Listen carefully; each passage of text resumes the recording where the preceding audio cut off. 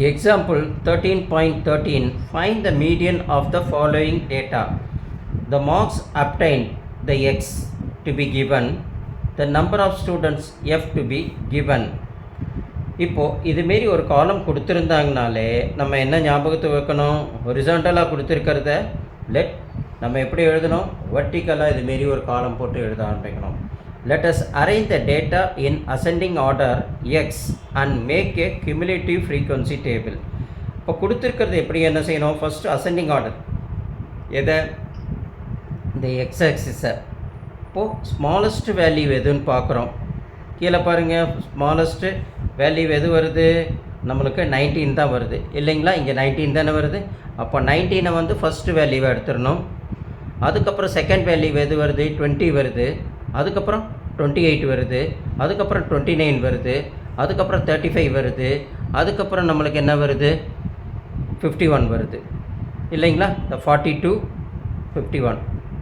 So இப்படி எழுதிட்டு அதுக்கு தகுந்த மாரி இங்கே எழுதிடணும். பாருங்கள், நம்ம இங்கே அரேஞ்ச் பண்ணி அழகாக எழுதியிருக்கோமா? அந்த அசெண்டிங் ஆர்டரில் 19, 20, 28, 29, 35, 42, 51.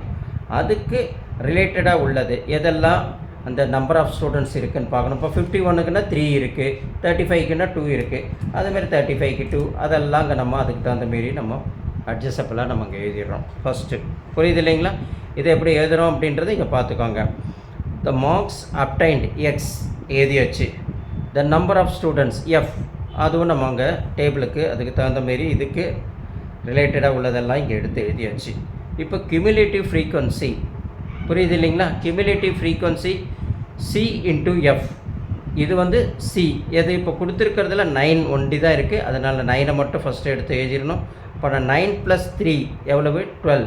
அப்புறம் 12 + 5 17, 17 + 4 21, 21 + 2 23, 23 + 7 30, 30 + 3 33.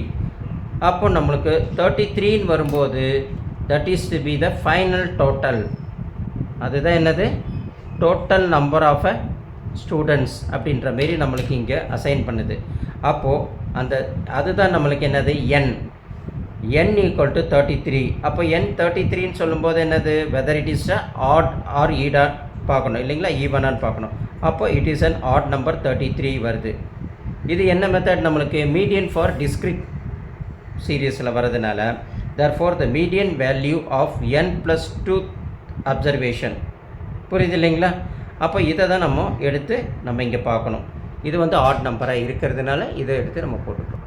இப்போ நம்மளுக்கு புரிஞ்சிச்சு இல்லைங்களா? இந்த மீடியன் ஆடாக இருந்ததுன்னா the value of a n + 1 tooth observation. அப்போது the value of a n வந்து எவ்வளோ வந்திருக்கு? நம்மளுக்கு 33 இல்லைங்களா? அப்போ 33 + 1, அப்போ 33 + 1 by 2 observation. அப்போ 33 + 1 34/2 இல்லைங்களா? அது சிம்பிளிஃபை பண்ணால் 17 அப்படின்னு வரும். அப்போ 17th observation, the median value of 17th observation அப்படின்னு சொல்லும்போது நம்ம காலத்தை பார்க்குறோம். இங்கே 17th observation அந்த கியூமுலேட்டிவ் ஃப்ரீக்வன்சியில் எங்கே வந்திருக்கு? இந்த இடத்துல வந்திருக்கு இல்லைங்களா? அப்போ இதுக்கு நேராக என்ன வந்திருக்கு? மார்க்ஸ் அப்டைன் 28ன்னு வந்திருக்கு. அந்த 28 தான் we consider as a median. புரியுது இல்லைங்களா? அப்போ 17th observationல் என்ன வந்திருக்கு? நேராக எஃப்பில் பார்க்கக்கூடாது, எக்ஸில் தான் பார்க்கணும். அதுதான் நம்மளுக்கு மீடியனாக கன்சிடர் பண்ணுறோம்.